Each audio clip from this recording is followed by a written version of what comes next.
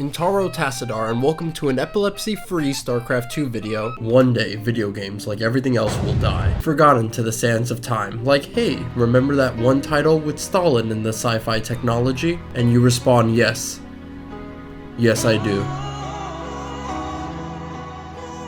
But this doesn't have to be the case. Games can live on for decades, all with the power of user-created content. A mod, short for modification, is an alteration made by fans of a video game. And the subject of today's video has one of the most extensive collections. StarCraft 2 mods are like a bioluminescent carpet stain, guiding those who seek new sights and wonders. With thousands of mods ranging from complex displays of strategy to boss of the gym, it's a hard task to find the golden nuggets amongst the vast amount of garbage. However, I, Masterofroflness, have a long history of documenting people's garbage, and because of this I feel qualified, nay, divinely inspired in guiding anyone through the infinite bowels of the StarCraft 2 modding scene. Welcome to a piece of visual media that will entice, inform, and even seduce you into the world of StarCraft 2 mods.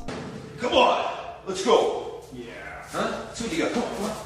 Let's start with how to access these modifications. All mods can be selected through the Custom tab. Here you can choose between active lobbies, melee, the arcade, and campaigns. Mods are then divided into two groups, extension and arcade mods. Extension mods impact the skirmish mode of StarCraft 2 and can be attached to any of the maps available, whether created by Blizzard or the community. Now, mods like these can vary. Want invincible structures, instant build, infinite resources, and no unit limit? There's a mod for that. Want small tweaks to the game's balance? There's a mod for that. Want to not have fun?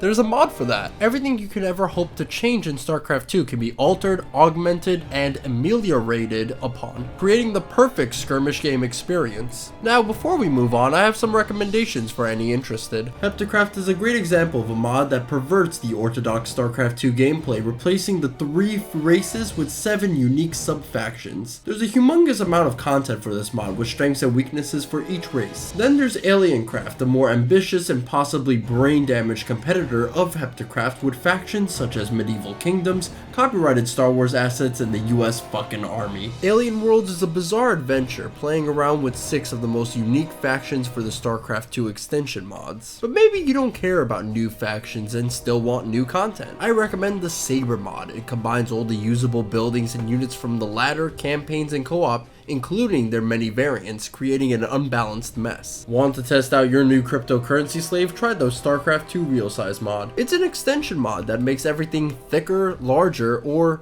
really small. StarCraft 2 Real Size, as the name suggests, tries to match all the units with their correct sizes in the universe. This, as you can see, has a tremendous effect on armies. Marines can look like tiny ants, barely a blimp on the radar, while even the most basic Protoss flyer will take up most of my screen's real estate. When it's all in motion, it's very epic, and it feels very much like the Ultimate Apocalypse mod, but that might be because of the unstable and slow game sessions giving me Stockholm Syndrome. My favorite extension mod, however, is Turkey Invasion. It's a survival game where, just look.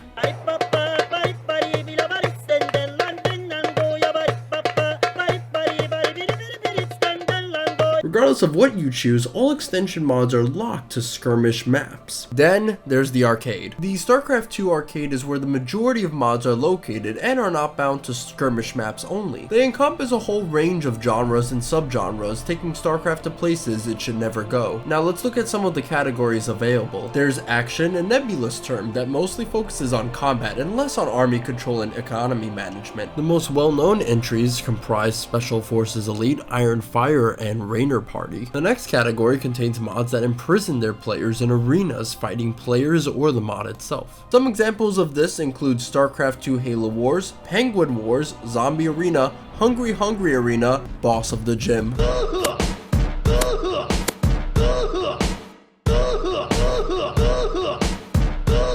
Let's move on to Hero Battle. Do you have shit taste in video games and prefer to control only one unit? Then behold entries like Hero Line Wars, Base Ship Commanders, and the third-person StarCraft Battlefront. Next are mods that transcend definition. Mods like Mafia and its many clones. Wild Kodo Survival, the most terrifying game in the arcade. Ice Baneling, and finally Runling Run, probably the most aptly named mod in the arcade. Puzzle is next, which includes Hey, they got Pictionary. RPG and single player are some of the most self-explanatory categories. But for me, the genre I go to is strategy, and it's not hard to see why. There's a lot of mods in this category, ranging from tactical small-scale battles to large-scale attack moves. But the basic gist is usually to balance out your army, your economy, and dominate over your adversaries. Whether that be in Legend of Zelda, Game of Thrones, Halo, Lord of the Rings, World War II, 1066 Earth, California, Risk, Warhammer, Ants, East Asia, the entire world, Fire Emblem, and the Stargate Galaxy. There's usually something strategic involved and will probably take hours of your time to finish some of these selections. Survival is easy to understand, tapping into that base primal instinct, with the hope of not being someone's next meal. Some notable entries include Zerg Hex, Maze and Terran, Starship Troopers, or Minerals. Second to last is finally Tower Defense. Tower Defense is also very easy to explain. Build towers, defend your lane, rinse and repeat. It's one of the most populous mods in existence, with notable entries such as Island TD, Green TD, Squadron TD, Element TD, Mercy TD, and finally Meme TD. Last genre is Tug of War, a simple game mode of two sides sending opposing armies on a direct collision with each other. The goal is for one side's army to defeat their counterparts and destroy the enemy base. Some notable entries include Nexus Wars, Castle Fight, Factory Ships, and Colonial Line Wars. This wraps up all genres, which leads to our final mod subdivision, the campaigns, comprising singular missions or multi-entry sagas. So now that you're up to date with all things StarCraft 2 modding, it's time I force my opinions down your esophagus and tell you my favorite mods in the arcade. Do you enjoy games of social deduction? Multiplayer games where one among us is a traitor hell-bent on murdering everyone? Try The Thing Arctic. Similar to the movie, the traitor is an existential shapeshifter thing. Its goal is to assimilate all biomass into the hive mind by eating you, your friends, and your dog. Now becoming part of the thing, you lurk within the ranks of your comrades, hungry and patient. Humans are isolated at first, spread throughout the Antarctic base. The base itself is trapped underneath a blizzard, which freezes all humans caught outside. With the heavy task of killing your former friends, the mod fills you with paranoia, not knowing anyone's true identity. The only way to find out is with a blood test, but minerals are not a common resource. What is are zombies, lots of zombies, all under the control of the things. When you encounter a human ally, examine him, keep track of his movements, be wary if he runs outside often, if he is the only one who returns from mineral expeditions, and if he suddenly turns into a 15-foot tall wall of flesh and eyeballs. The things themselves are not invincible and can be dispatched with quickly with the variety of weapons at your disposal on this quote-unquote research base. But what if you can't kill the things? What if everyone has been assimilated? In the event most of your party becomes assimilated, your only hope is to build a satellite and escape. But hey, why do that? You should join us. It's so warm in here. Now I've listed many tug of war mods, but in my opinion Tech Wars 2 is the best for many reasons. For example, to build new types of infantry you need to upgrade. Certain varieties require technology given only to the team that controls the pylon in the middle of the lanes. Each pylon provides a unique technology: explosive, stealth, and pyro, with 2 pylons at the poles of the map dedicated to Zerg and Protoss. Apart from competing for control over the pylon, this mod plays similarly to many different tug of war mods, with players sending units down their respective lane to push against their opponent's army and eventually reaching their command center. Technology, in addition to the vast unit variety, makes me come back again and again. One moment you could win your lane due to one technology your teammate claimed, but surprise, something phallic killed your army because you didn't control the Zerg pylon. In addition, the game mode lets me have a cow army. It's utterly fantastic. Want a mod that is short and fast, but not because of impotence, but because of how brutally difficult it is? I recommend Zerg and Terran. This modification has players trapped within a labyrinth of shipping containers. Inside are tunnels, resources, and unique buildings that must be taken advantage of quickly as you are being hunted. The Zerg come in many orifices and will attack all players on the map. You're only given a brief period of peace before the onslaught commences, so it's time you fan out and find the perfect location for your fortress. First dibs being one of the 5 pillars of this mod, but regardless of your setup, alone or in a civil union, the Zerg will attack in waves, increasing their numbers, upgrading their genetics, and introducing a new acid-spitting invertebrate into their army, harvest minerals, research technology, and repair that fucking wall, because you have many tools at your disposal, but will it be enough is something only Arua Mazda knows. Speaking of divinity, the map layout is randomly generated, changing the placement of containers, unique buildings, and mineral locations. It's this random aspect to the mod that keeps me coming back each time. The way to win the game mode is by destroying all the spawning pools on the map, but I've never been in a lobby to survive long enough to reach that goal. 10 out of 10. Warships is a 3 vs 3 ship-on-ship battle anime. The main objective is to destroy the opposing side's star bases with customizable spacecraft. Decks of every ship can be pimped out with a variety of weapons and abilities. There's a lot to choose from, with missile silos, cannons, hangars, laser cannons, and shields being many of the entries. Each weapon has an appropriate strength and weakness, which makes all playstyles viable, but what matters more is the ship type. See, each ship class has a unique deck layout and set of abilities. Some ships have large decks and abilities more suited for close range combat, and some champions are more suited for long range combat, support, and repair. Many more are dedicated to niche roles that are hard to categorize. So after you fire up every neuron to flex your engineering skills, it's time to kill your opponents. Ship to ship combat is unique in that every single deck component can be targeted along with the engines. Battles are often back and forth with ships fighting in the empty void between star bases. And that's not an exaggeration, the only real estate to fight over is the mineral belt that both teams harvest from. But minerals are pretty easy to earn, as all you have to do is destroy enemy ships, resulting in both teams having fully kitted out insert war crimes mem here ships. Fighting starts with ships firing volley after volley of armament into empty space in hopes of hitting their opponents, outmaneuvering each other and using teamwork to outwit their foes. Eventually it divulges into close quarters last stands, ships becoming immobilized or having their entire decks cleaned off, resulting in a permanent home in the cold vacuum of space.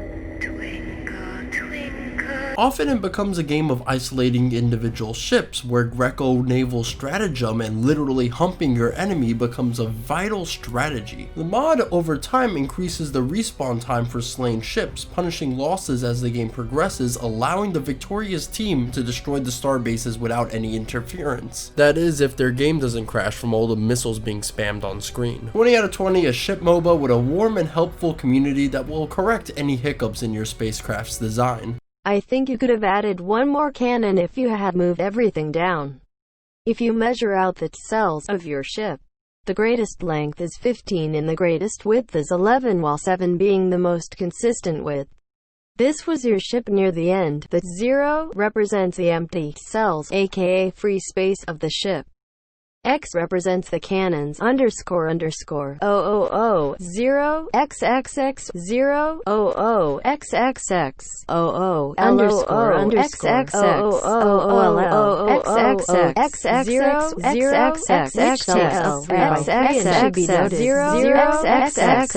XXX, 0, XXX. Why did I go through all the trouble?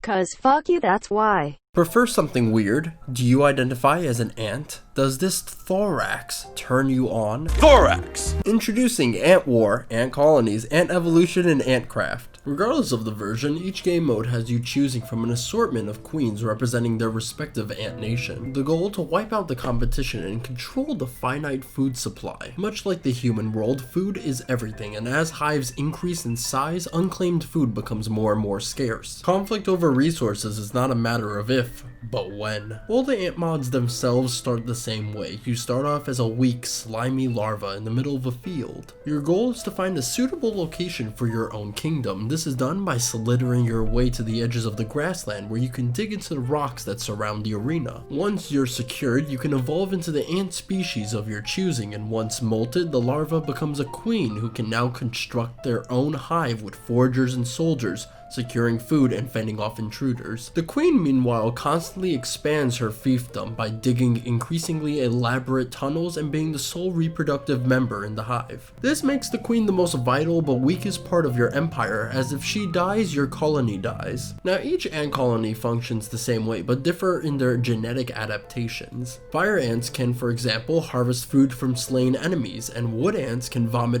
wood barricades into existence. Black ants are the most pacifist, with the ability ability to upgrade their foragers to farms. Their unique units on the other hand are anything but. Each race in addition has access to a unique unit custom tailored to their faction, and with these adaptations each species' strategy changes between the warring queendoms. Games become battles over who has the larger and more genetically superior swarm. The mod is over once all hives have been conquered and all queens have been killed. As stated, there are different versions of this mod that are very similar to each other, but they differ in certain aspects such as map layout, the addition of new races, and genetic adaptations for existing entries. It's one of my favorite subsets of mods where unique quirks such as soldiers who automatically defend and patrol foragers who themselves will harvest food on their own. The mod is equal parts real-time strategy game and Vietnamese tunnel simulator. I give it 2 antennas out of 2. There are many mods that change up the StarCraft 2 formula, whether it be horror games, Mario Kart, or a first-person shooter. StarCraft 2 is constantly evolving with the modding community's innovation. One of those innovations is Photon cyclers, and much like the movie Prawn SC, you and your friends race in a virtual cube, moving your cyclers around the map. Your cycler has a form of irritable bowel syndrome, laying out radioactive waste behind them. The objective in sessions is to drive around the field until all players are dead.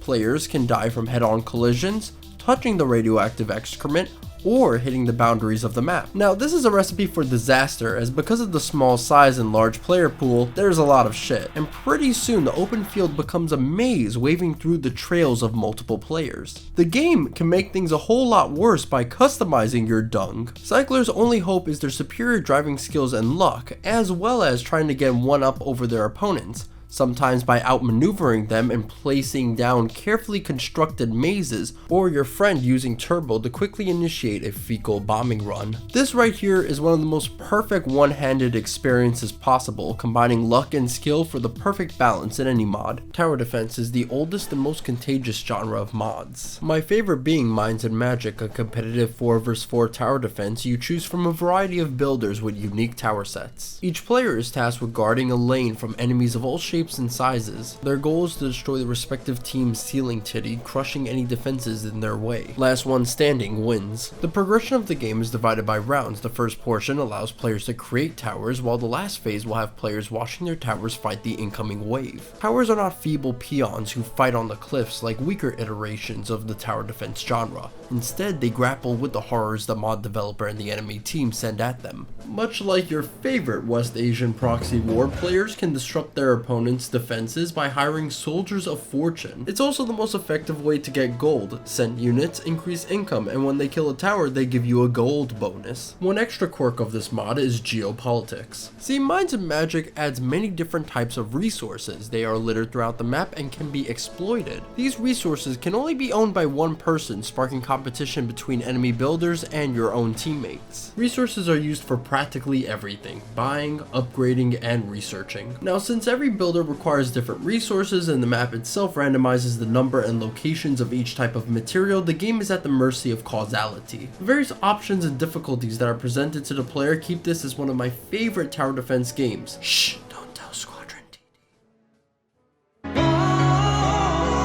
The last turn in this battle movement is my favorite, Era's Zombie Invasion. Taking place in medieval Europe, reports have come in from the newly arrived African and Asian refugees. They tell of stories of the dead rising from their graves to consume the flesh of the living. The undead plague has infected every inch of the planet, leaving behind Europe as the last remnant of civilization. In response, the rest of the European continent have put aside their differences to stop the zombie invasion. Nations are divided between border and backline nations. Border nations are the first line of defense against the undead horde. It includes Sweden, Russia, Germany, and the Ottoman Empire. Backline nations include Italy, Spain, England, Greece, France, Egypt, and Carthage. Each have unique abilities, units, and bonuses that give them an edge throughout the centuries of undead warfare. Era Zombie Invasion progresses through human history by separating the game into 5 eras. While humans have to deal with the increasingly stronger undead, they also must juggle with developing developing a self-sufficient economy, research technology to keep up with the many zombie evolutions, and employ a well-trained army at the ready. Now, zombies will usually attack the frontier nations, but every once in a while, airstrikes and nidus worms will transport infected anywhere on the map, exposing the quote-unquote safe countries to the horde. Events are generated for each nation as well, creating political coups or zombie outbreaks. And if the supernatural horde wasn't bad enough, the infection also affects the ground, spreading creep that empowers the recently reanimated and prevents human structures from being built. Zombies and creep constantly spawn until all undead structures are destroyed, and when I mean constantly, I mean bringing your PC to 1 frame per second constantly, changing from StarCraft 2 to Windows PowerPoint. The sheer amount of zombies can result in a small leak leading to a complete collapse of civilization. Border nations' position is therefore the most vital. Walls and defenses need to be maintained constantly, with backline nations providing support whenever they can. The situation can often become dire, continental Europe falling and the survivors fleeing to Iceland or North Africa. This is where the game enters a state of purgatory, lasting 2 or 3 hours in a miasma of lag. The mod is the most unstable piece of software I have ever laid my eyes upon. But let's get back on topic. The Mortally Challenged encompass many forms in literally every Warcraft 3 undead model,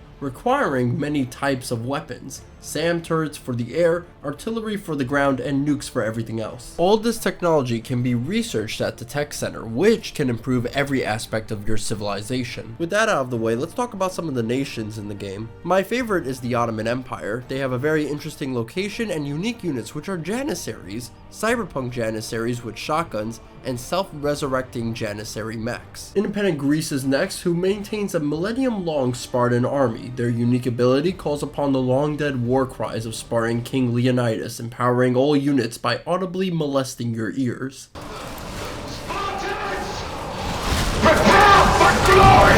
Italy is the heavyweight of Europe, with the Pope's power strong enough to vaporize all undead on the map. Following right behind him are France and Spain with boring economy bonuses, let's just ignore them. And right next door is Germany, who with the power of Blitzkrieg can drown all undead in German steel. The English Isles can engage in aristocratic debate to expand their intellect and speed up era progression. Sweden has the power of Odin alongside the ability to heal all units on the map. Russia herself has very unique gameplay features, being able to flood the map with cheap unique units, slowing down my game, but also could slow down the actual game with their ability, which somehow makes the mod more stable? Now let's discuss the true Europeans in this mod. Egypt has one of the most isolated starts in the game, but they have many unique units that can teleport anywhere on the map, providing aid to anyone they can. Should that fail, they can also use the power of Anubis to summon a vortex, sucking in all the undead units and summoning Lovecraftian creatures to do their bidding. Carthage is the newest nation who can teleport any faraway army back home. This encompasses a variety of exotic units,